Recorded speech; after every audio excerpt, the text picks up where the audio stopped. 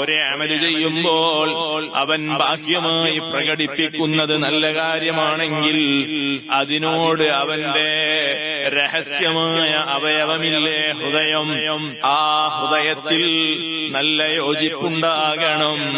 അതേ അകവും പുറവും ഒരുപോലെയുള്ള അവസ്ഥയിൽ അമല് ചെയ്താൽ ആ അമലാണ് സിദ്ഖായ അമലാകുന്നത്. ആ അമലാണ് ബിർറ്, നന്മയായി തീരുന്നത്. ആ നന്മയാണ് സ്വർഗത്തിലേക്ക് നമ്മളെ നയിക്കുന്നത്. അല്ലാത്ത ഒരു അമലും നമുക്ക് സ്വർഗം സമ്പാദിച്ചു തരൂല. അതെ, നമ്മൾ അധ്വാനിച്ചതുകൊണ്ട് കാര്യമില്ല. ഇഖ്ലാസില്ലാതെ ഏത് പ്രവർത്തനം നടത്തിയാലും നമ്മുടെ ഖൽബ് അത് മുഖേന കറുത്തു പോകുന്നത്, നമ്മളെ അഹങ്കാരിയായി മാറുന്നതാണ്. നമ്മൾ ഈമാനിൽ നിന്ന് പിറകോട്ട് പോകുന്നതാണ്.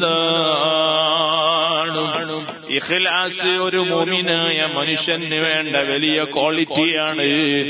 മുഅ്മിനീങ്ങളെ ചെയ്യുന്ന പ്രവർത്തനങ്ങളിൽ ഭക്തിയുണ്ടാകണം. ചെയ്യുന്ന എല്ലാ ആരാധനകളിലും ഇഖ്ലാസ് ഉണ്ടാകണം. എല്ലാ കർമ്മങ്ങളും സൽക്കർമ്മങ്ങളായി തീരണം.